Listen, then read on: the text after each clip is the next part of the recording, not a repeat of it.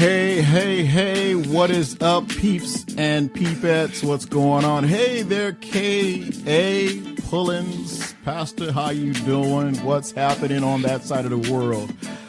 Good to see you today. Good to see you. Good to see you. Wilson, how are you? What's happening? What's going on with you guys? Hey, it's your boy. It's Eminem. Pastor Malachi here, and this is Tuesday's version of Eminem's, I was going to say treadmill motivation, but we're not doing no motivation on the treadmill today. But I'm grateful that you guys are here with me today. We're going to talk about something that is very important. Well, everything is pretty much important nowadays, right? Definitely. Tag your friends, let them know that Eminem is on. Share it with your friends, share it with your loved ones, share it with those that you don't get along with. Let them know that we about to do this thing. We about to turn it up. We about to crank it up. We about to tear off the knob. It's a beautiful day here in Lake Elsinore, California. I don't know where you're at and what you're doing today and how the weather is, but it is fabulous today. It is wonderful. Wonderful. It's 12:58 in the PM for April 10th, 2018. Thank you guys for coming in today. We appreciate you guys being on the show. This is, as I've said, this is Eminem, Pastor Malachi. And share this out with your friends. Let them know that I'm on and we're getting ready to do this thing. There's a question. There's a question I'd like to ask you. And basically that question is, what makes you think you're good enough? What makes you think you're good enough? Who said you were good enough? Why do you think you're good enough? Those are some serious questions. Those are some very serious questions when you really think about who said you were good enough? Why do you think you're good enough? And here's another leading question I want to ask you is, why do you choose to lead? Those of you that are in leadership positions, and that could be in any capacity of your life, of your career, and your ministry, why do you choose to lead? What was it that sparked you to get up one morning and say, I want to be a leader? Truly, what was it? Was it the leading of the Lord? Was it an unction? Was it an epiphany? Was it something that you ate the night before? What was it? Because I realize in some of my study and what I've been doing and talking to, different leaders throughout, my lifetime and talking to different people that are ministers, pastors, bishops, elders, missionaries, all in leadership capacity, whether they're CEO, corporate leaders, whether they're managers, supervisors, in any capacity of leadership. Why do you think they chose to lead? And you have to ask yourself, if you're going into leadership, if you're thinking of going into leadership and you want to go into leadership, you really have to ask yourself, why? Why do I want to lead? What makes me think I'm a good leader? Because most often what I found is people become leaders because doing so was merely the next logical thing or next logical step in their career. Is that where you're at today? Is that the next logical step to your career, is to become a leader, become a manager, become supervisor, whatever that capacity in life it is? But the thing about them or whoever, when they think that's the next logical step in their career is to become a leader, many think they know what they want to get from that particular position. Now, think about it. When you decide or you've decided or you decided that you wanted to be in leadership, did you really know what you wanted to get out of that position? What is it that you want to get out of the position? What is it that you want to get out of the position? And this is something that you're going to have to look at. You're going to have to write this down. You're going to have to put it before you every day. You're going to have to make it visible to yourself. You're going to have to say, what do I want to get out of this position? Is it the challenge? I know a lot of people love challenge. My wife, she loves a good challenge. And if she's not being challenged on a job or a particular task, she gets bored because she's very creative and high strung in a prophetic way, in a creative way, that if she's not being challenged, she's ready to move on to something else. She's ready to move to that next level, that next dominion, that next area in her life that's going to challenge her. And a lot of us, we need to be in a position where we're going to be challenged. A lot of us, we're so complacent in where we are that we're comfortable being comfortable, and there's no challenge. So you have to ask yourself, what is it that I want to get out of that position? In the position that I'm going for, what is it that I really want? You that are ministers, pastors, elders, leaders in a ministerial type of format. You know, you lead a church, you lead an organization, you lead a nonprofit, whatever that particular area is in your life. You have to ask yourself, do I really know what I want to get out of this position? Is it a new challenge? Is it more prestige? Do I want to be known? Do I want to be well known? Do I want people to say my name? You know, say my name, say my name. Do I want them to say my name? Do I want them, when I walk by, they go, you know what, that's so-and-so. That I know that person. I've seen that person. Is it prestige? Is it to have that corner office, the biggest office in the building, the biggest staff, have a personal secretary, whatever? What is it? Is it better pay? That's something to consider. Is it better pay? Is that what you're seeking after? Is that what you're looking to get, is better pay? Now, again, with my wife, because she likes being challenged, now there's things that come with being challenged and being able to, let's say, compete in that area and to overcome those challenges. Pay raises are due. Pay raises are expected. You should be expected to be paid for your worth. What are you worth? So in challenging yourself, in a challenging position, you should be paid according to the level of difficulties that position holds. Why do you want to be leader? Why do you choose to lead? This is what we're talking about today. Why do you choose to lead? Again, tag them, tag in the day, tag your friends, tag your loved ones, tag those that you feel that they don't need to be in leadership, or you feel that they need to be in leadership. Either way it goes, they need to hear this today. People need to hear about the different questions that I've asked. Is why do you want to be a leader? What makes you think you're a leader? What makes you think you're good enough? Why do you think you're good enough? Who told you you were good enough to lead? Many have a tenuous grasp on what they hope to give in a particular situation or a particular position. They've gotten this reason to lead, right? They have a reason to lead, but they are very vague about their purpose of leading. And that right there is dangerous. When you have a desire to lead and you have a purpose in your life, that you say you have a purpose in your life, you have a reason why you want to lead, but you're very vague in the purpose. That's insufficient.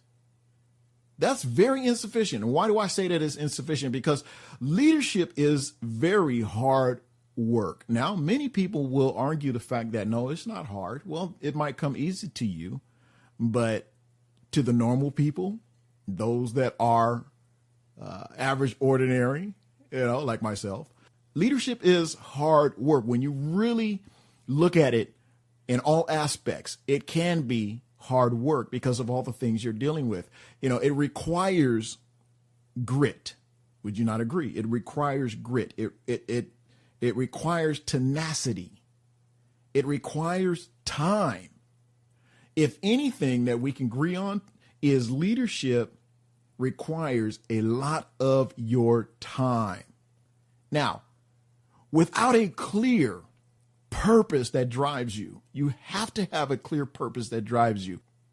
I often say that we all are born with a purpose. We're all born with this drive within us. But many of us, we do not tap in to what God has already placed within us. He had already birthed in us the purpose, his purpose. We don't really tap into that. But without a clear, crystal clear, I mean a crystal clear purpose that drives you, is leading really worth the endless hours? Is it worth the arduous labor of figuring out forecasts and budgets, weekly and monthly and annual reports?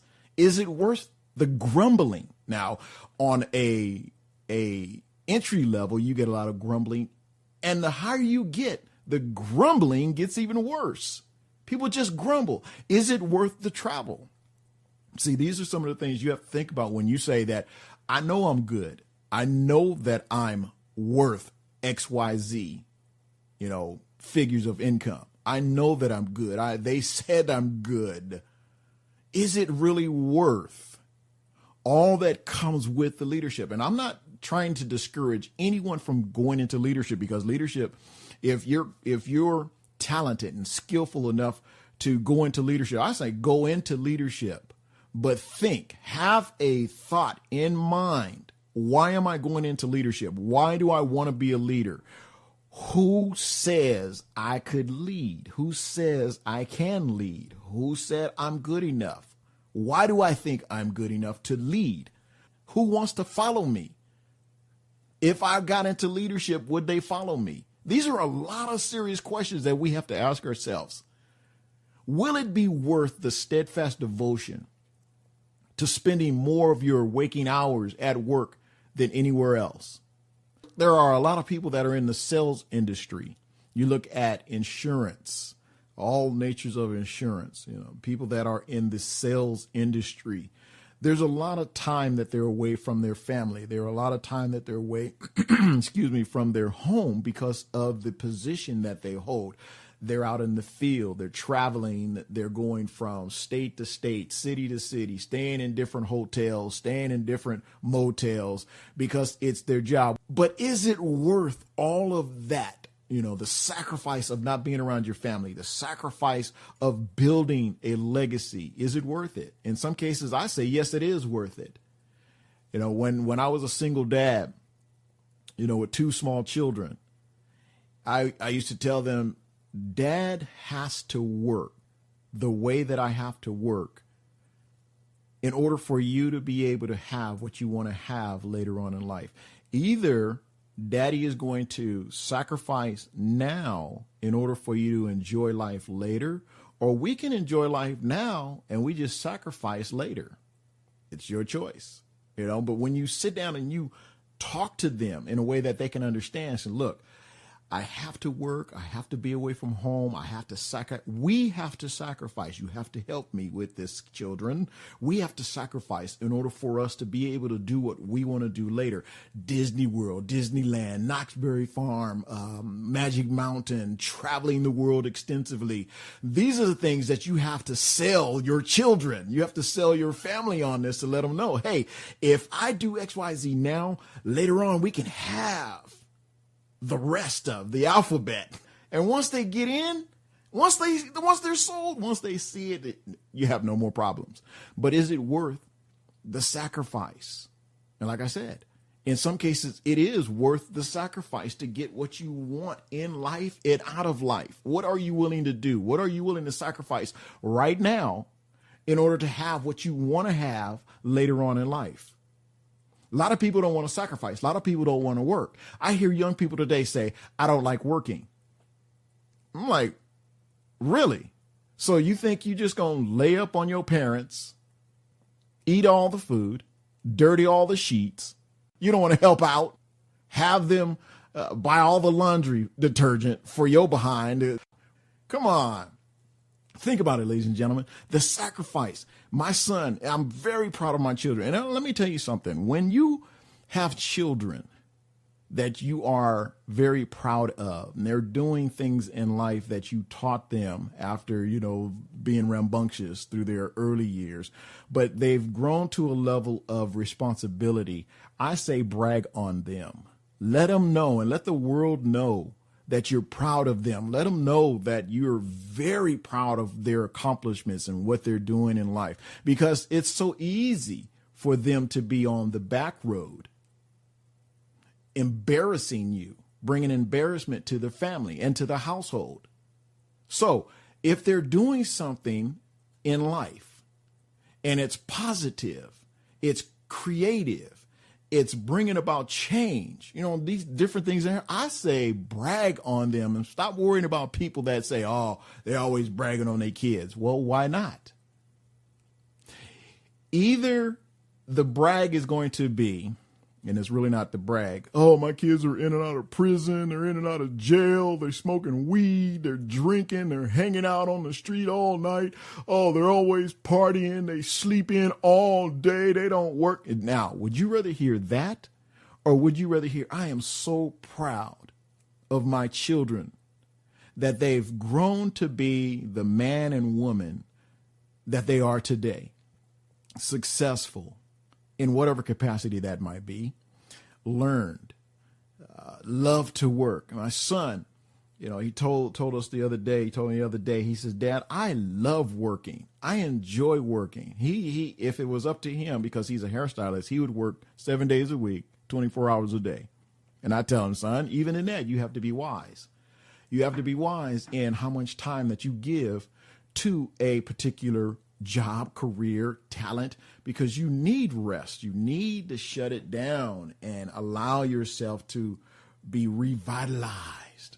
But I'm so proud of my children because they've gotten to a place in their life that they are now realizing, and they've realized it, earlier, but I'm saying now, they realized that all that I said to them and all that I taught them and all that I said they couldn't do and all, mean daddy, oh, I don't like daddy, I was okay. I was cool with that. They didn't have to like me. They don't have to like you when they're young. You're not trying to be their friend while they're growing up in your home. You're the parent. You're parenting. You're teaching them. You're training them in the way that they should go. So when they do get to that age, they will not depart from that training. And all that I instilled in those children, my children, I see the fruits of my labor. And I'm so proud that they're successful in their careers. They're successful in their lives. My daughter, my oldest daughter, she's going to be 30 years old. Can you believe it? Oh, my God. When I think about that, it blows my mind to think my oldest baby is going to be 30 years old. Beautiful family, beautiful husband. She has bought 3 homes. First home she bought, she was 22 years old. How many young people do you know that have invested in such a way in life? 3 homes. Each home was bigger. That's an accomplishment that any parent should be proud of. Has awesome children. Yes, I can brag on that. Because like I said, it's easy to talk about the negative. It's easy to say, oh, those kids are just terrible. Oh, those kids are just awful. Oh, they're terrible, right? It's easy to talk that way. But when they're doing something positive, that's when you need to shout it from the rooftops. Doesn't matter what people say. It doesn't matter if people like it or not. It does not matter. Let people know that your children are doing something positive. Let them know that they're doing something that's constructive in the society instead of destructive in society. It's that training. It's that teaching. So, as I was saying, is it worth spending every waking hour working on your dream, working on your vision, than being anywhere else? You're at home, you're working on your vision. You're at home, you're working on your dreams. Every waking hour, you're working on your dreams, you're working on your vision. You're working on changing for the better. You're working on how to help other people. You're working on these things that's going to bring about a positive change to people instead of focusing on the negative that's not happening. Think about it. Without purpose, will you be okay spending life completely immersed in your leadership duties, virtually every second of your existence for the foreseeable future? Without purpose, think about it now. That was the key point here was when I first started, the question was, without purpose, will you be okay spending your life completely immersed in your leadership duties, virtually every second of your existence for the foreseeable future? That takes some nerve to be working endlessly without a purpose. That don't even sound good. I'm working hard. Why? I don't know. I don't have a purpose in life. I'm just working hard. What? Seriously? You working that hard and you don't have a purpose? Wow. What would that person be like if they had that purpose in mind? If they knew the purpose that God had birthed in them and they worked endlessly and they worked tirelessly in their leadership duties every second of their existence because they see the foreseeable future is a blessed life. Will it be worth the steadfast devotion? Will it be worth the steadfast devotion of spending more of your waking hours at work than anywhere else? Is it? Think about that. Knowing why you want to lead, it provides a profound well of energy that you can draw upon. It's a reservoir of virtually much deeper than just finding meaning in your work. In your work. I'm going to say it again. Knowing why you want to lead provides a profound well. You know what a well is? Where you draw water? It's a well of energy to draw upon. It's a reservoir of virtually much deeper than just finding meaning for your work. Let me share this example. Let's say that you're marketing latex gloves, okay? That's your job. You're marketing latex gloves, right? You're going from store to store, business to business, shop to shop, and you're marketing all these latex gloves. You got all kind of colors. You got purple, you got green, you got blue, you got polka dot, you got powdered, you have non-powdered. You just got latex gloves. Okay. Now you got the picture. Now you may find meaning in the fact that you're helping prevent the spread of infectious diseases. That's why you're marketing latex glove. However, that doesn't necessarily mean you will find the work personally fulfilling. Finding fulfillment in your career, finding fulfillment in your purpose, finding fulfillment in your life, finding fulfillment in your ministry, finding fulfillment where you are right now in life. That's what we're talking about. Because you're going to have to consider this definition. Meaning is a matter of context. Meaning, you know what it means to have purpose. You know what it means to be successful. You know what it means to work long hours at night for a foreseeable future. It's finding and fulfilling that purpose.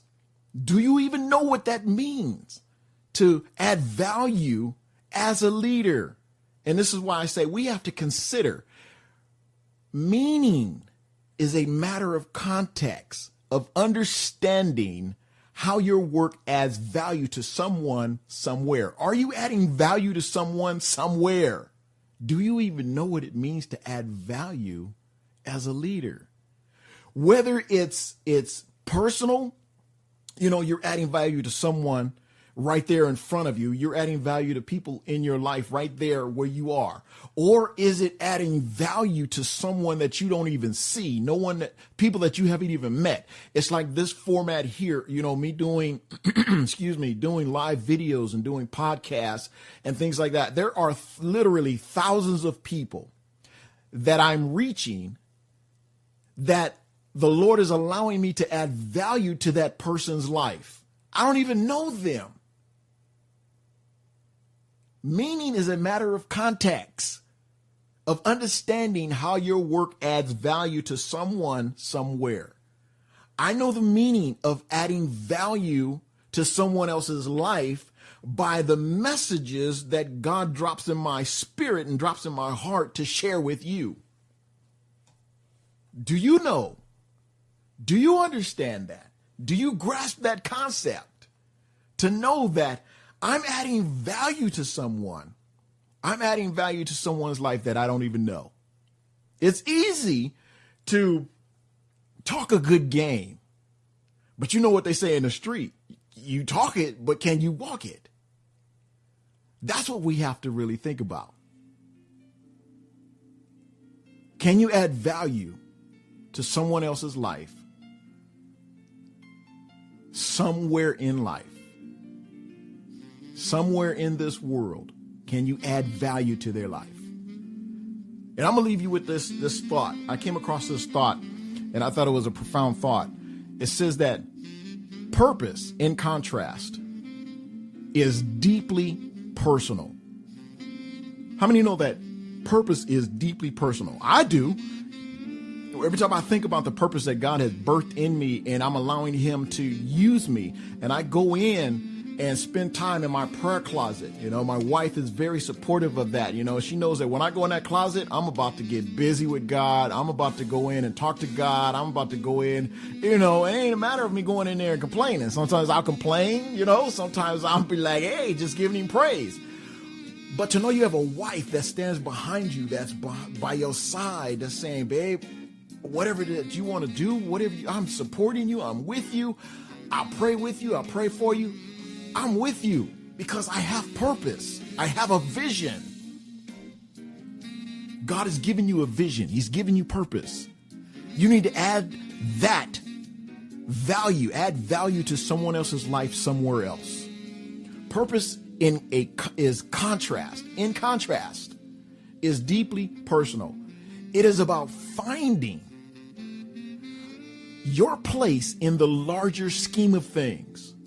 It is about thoroughly loving what you do. Do you love what you do? You can be retired and hate life. You can be retired and hate your surroundings. So it doesn't necessarily have to mean that you have to work or you have to be in a career in order to love what you do. You can love being retired. There's nothing wrong with that.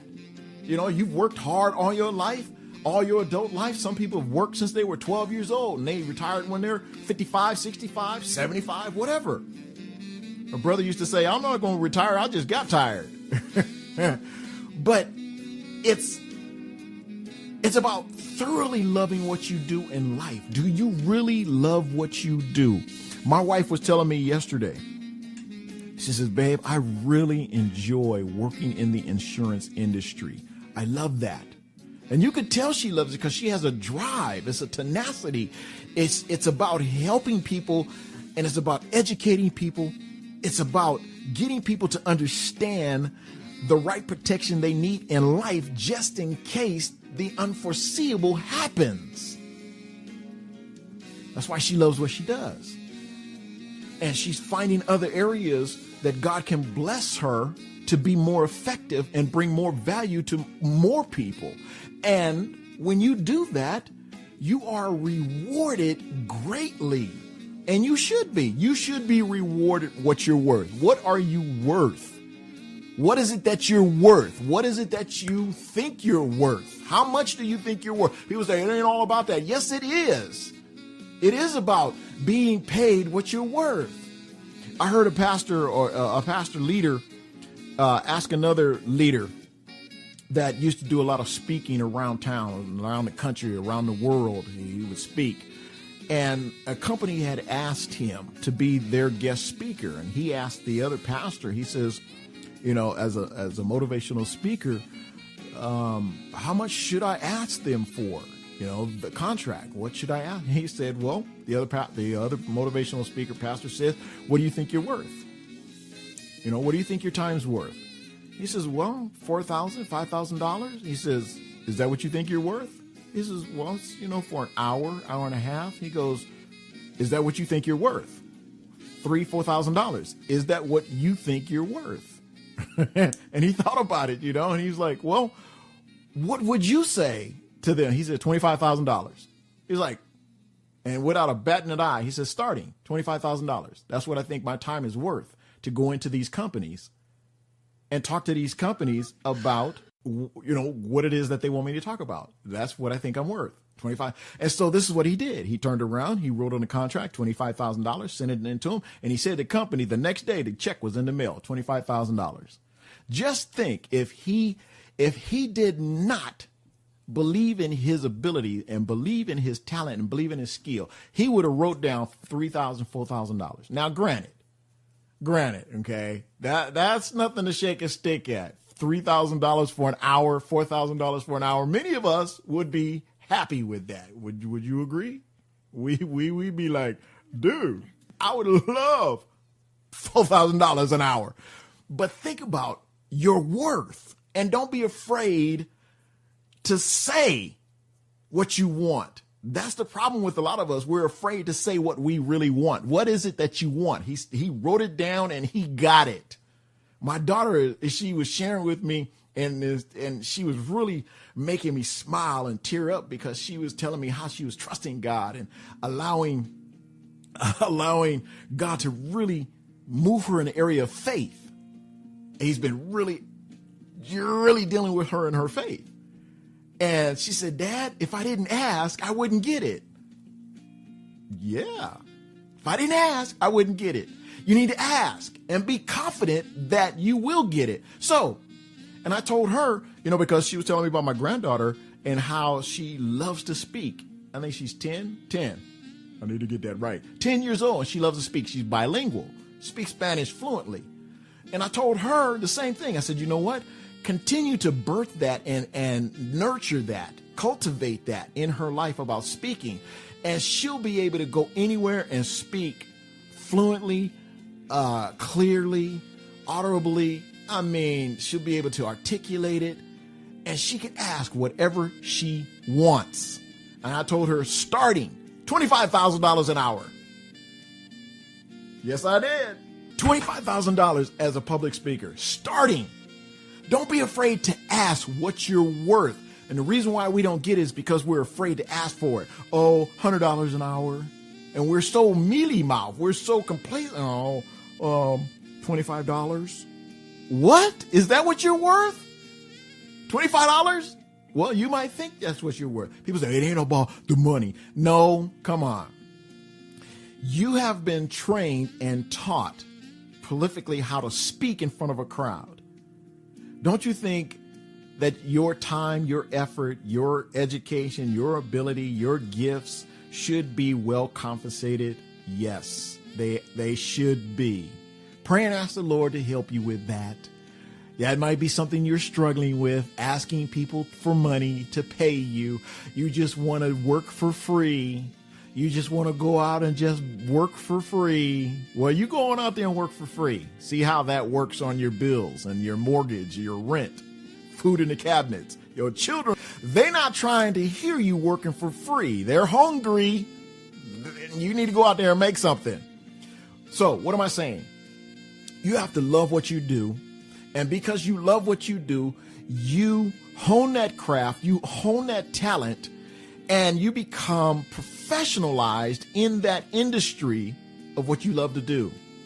That's why they have Shark Tank. So many people have created an idea, from a dream, from a vision, and they've gotten to the point to where now they need help. They need finances. They need backing. And so they get to the Shark Tank. And the Shark Tank, if they see value in it, they're like, hey, I'm in. If they don't, they say, no, I'm not in. I'm out. But many times that they're in, those companies have reaped thousands and billions of dollars a year because someone else saw the value in that. So when I asked you at the beginning of this cast, what makes you think you're good enough? Your talent makes you good enough. Your ability makes you good enough. Your skill makes you good enough. And most of all, the Spirit of God says you're good enough. The Spirit of God says that you are able to do anything. If you ask and you believe God for it, you can do it. You can achieve it. Because it's about being so energized by your calling that you feel so compelled within you to stand on top of the mountain, stand on top of the house, and scream at the top of your lungs, "This is what I am meant to do. This is what I was meant to do." Can you say that? Can you say that? This is what I was meant to do. Are you living what's in you? You have to live what's in you, guys. Are you living what's in you today? Are you living what's in you?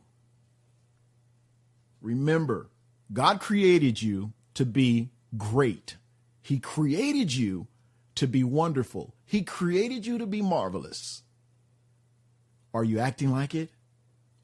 What makes you think you're good enough? What makes you think you're able to lead? What makes you think you're ready to lead?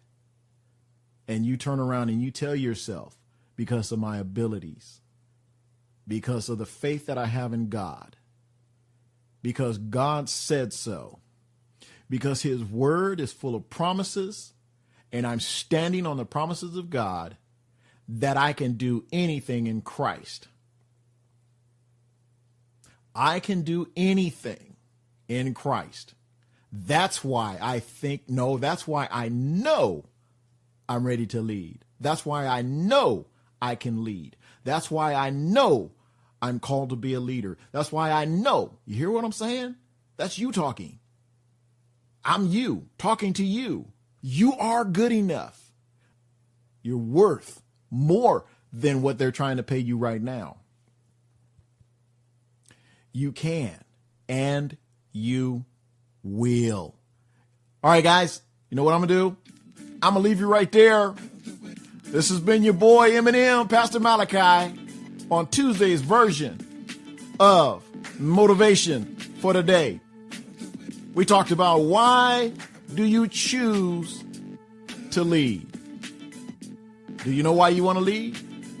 I hope so. After what we've talked about today, I hope you're ready to lead. I hope you're ready to launch out there and just take the bull by his horn and just hang on. Go for that ride.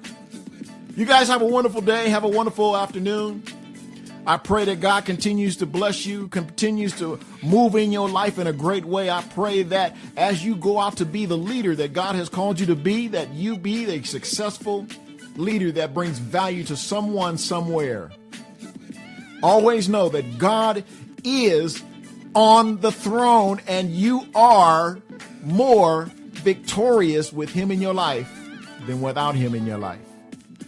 Are you ready to lead? Are you ready to take the bull by his horn? Are you ready to change the world? I hope so.